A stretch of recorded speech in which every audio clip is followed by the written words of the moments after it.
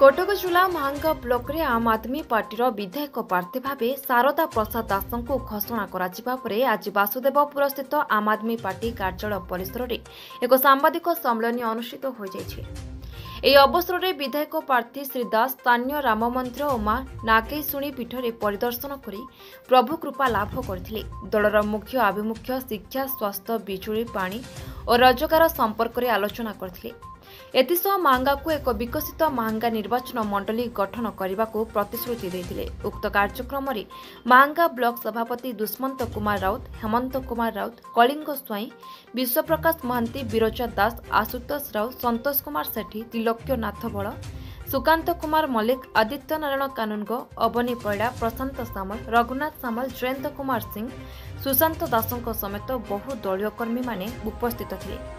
एने आम प्रतिनिधि पचारू से जहाँ कहते आसतु शुणा। पूर्व Odisha bureau chief Ramesh report संग्राम टीवी। शारदा प्रसाद दास मु आम आदमी पार्टी महांगा निर्वाचन लड़िया टिकेट आंदोलन आमर लक्ष्य है बिजुली पानी रोजगार राजनीति करवा। आम मुख्य लक्ष्य हूँ आपंकर जो बेसिक नीड अच्छी समस्त समाज लोकर लड़वा। आम आप जानी अलग जो दल मान अच्छा से बहुत बड़ दावा कहते जे एते पैसा आम रखीचु कंपानी आमर एते अच्छी बहुत गुटे डाटा दौरान से डाटारू लोक पेट पूरीगल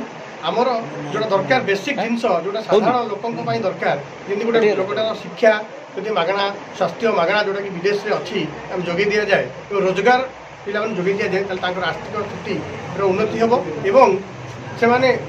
देश आगे आम देशर इकोनोमी को आगे देश आगे देशर लोक मैंने आगे देश आगे तेणु आम देशर प्रत्येक नागरिक आगातु यहाँ आम मुख्य लक्ष्य ताकू रखी आम आगे बढ़। अच्छा आमर आम प्रतिद्वंदी क्या नौ कारण आम जो आसीचु आप प्रतिद्वंदी कहे सहित प्रतिद्वंदी जावाक से पुराणा फर्माट जा पड़े आम गोटे परिवर्तन नारा नहीं आसीचु। आम चाहूँ समाज बदलू देश बदलू लोक परिवर्तन चाहते आम जी 3 वर्ष बुलिक देखिलु सारा राज्य भी आम बुलूँ आम जो सभा कर देखु लोक मैंने प्रकृत परिवर्तन चाहते कि आप प्रश्न निश्चित जो लुकायित क्वेश्चनटा अच्छी जो प्रश्नता भितर अच्छी जे यदि परिवर्तन चाहूँगी परिवर्तन होनी कहीं हम कि ना आम आप जन चाहूँ जे परिवर्तन चाहती कि आज पर्यटन से विकल्प से पाई यदि उपयुक्त विकल्प से पाइबे परिवर्तन निश्चिंत हम विकल्प आम आदमी पार्टी हम महांगा निश्चित रूप हम कारण आप महांगा राजनीति को अनुभव करुवे बर्तमान परिस्थिति मुख्य प्रमुख दल 2 जन जो अच्छा प्रार्थी बदल देते तो यहाँ प्रमाण करुच्ची जी प्रार्थी थी से योग्य नुहति योग्य कहीं नुहति कारण से निश्चित भाव कौटी ना कौटी लोक सदाभाजन हो पारि ना से दलपति बदली तो यहाँ क्लीन मेसेज पाखे जो प्रार्थी थे आज पर्यटन से योग्य नुहति अयोग्य प्रमाणित होती तेणु आम गोटा संपूर्ण रूप गोटे मिली परिवेश मिली आप गोटे प्लाटफर्म मिली आमको प्रूफ करने महांगावासी प्रथम धन्यवाद देवी आशीर्वाद और सहयोग जो आज गोटे साधारण परिवार पिला शिक्षक पुओ गोटे नेशनल पार्टी विधानसभा यहाँ आम मो परिवार तथा महांगावासी गर्व कारण आप जानते राजनीति करने जो 3 वर्ष बुल सब गोटे जिन पाई आप पैसा अच्छी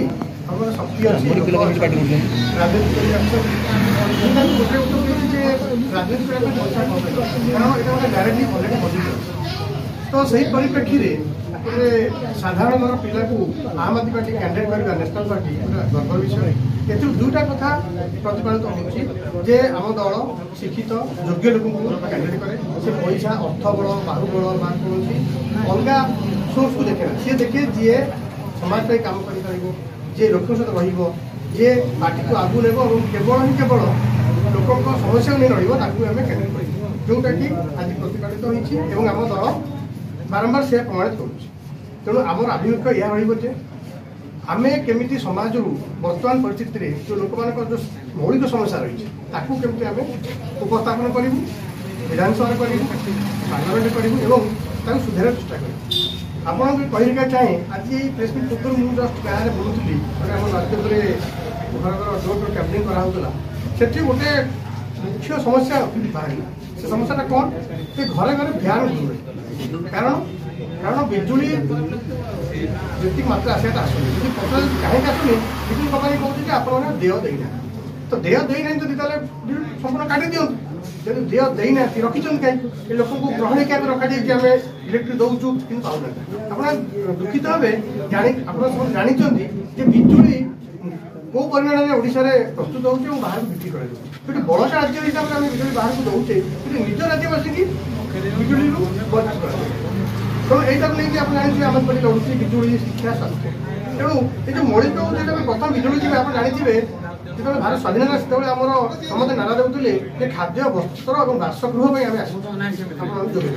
ସେଟା କେଉଁ ସମୟରୁ ପଳେଇଲାଣି ତ ବର୍ତ୍ତମାନ ମୌଳିକ ଚାହିଦା କ'ଣ ହେଇଛି ଆମେ ପ୍ରଥମେ କହିବା ଲୋକଙ୍କ ଖାଦ୍ୟ ନହେଲେ ଚଳୁଛି କିନ୍ତୁ ବିଜୁଳି ନହେଲେ ଚଳୁନି କାରଣ ଆପଣ ସବୁ ଜିନିଷ ମୋବାଇଲରୁ ଆରମ୍ଭ କରି ଆପଣଙ୍କ ନିଜ ଚାକିରିକୁ ଆରମ୍ଭ କରି ୱାର୍କ ଫ୍ରମ୍ ହୋମ୍ ଏବେ ଆସିଛି ଆମ ମୋବାଇଲରେ ସବୁ ଜିନିଷ ମୋବାଇଲକୁ ନେଇକି ଚାଲିଛି ଆପଣ ଦେହ ଦେଉଛନ୍ତି ମୋବାଇଲ ମାଧ୍ୟମରେ ଆମେ ଯଦି ଜଡ଼ିତ ହେଉଛନ୍ତି ଏଇଠି ଘରେ ବସିକି ଆପଣ ସବୁ ଖବର ପାଇପାରୁଛନ୍ତି ତେଣୁ ମୋବାଇଲଟା ନହେଲେ ହେଇପାରିବ ନାହିଁ ତ ମୋବାଇଲ ପାଇଁ ଚାର୍ଜ ଦରକାର ଚାର୍ଜ କୋଉଠି ଆସିବ ଯେଉଁଟା ଇଲେକ୍ଟ୍ରିକ୍ ଆପଣ ସଫିସିଏଣ୍ଟ ଦେବା ଦରକାର ଯେଉଁଟାକି ମୁଁ ଖବର ପାଉଛି ମିଳୁନାହିଁ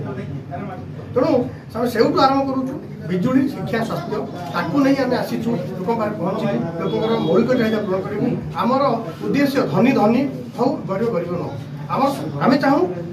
ମୁଁ ବି ଗାଡ଼ି ଚଳିଲେ ଆପଣ ବି ଗାଡ଼ି ଚଳାନ୍ତୁ ମୁଁ ବି ଏସି ରହେ ଆପଣ ବି ଏସି ଆଉ ମୋ ପୁଅ ବି ଗୋଟେ ଭଲ ସ୍କୁଲରେ ପଢ଼ୁ ଆପଣଙ୍କ ପୁଅ ବି ଭଲ ସ୍କୁଲରେ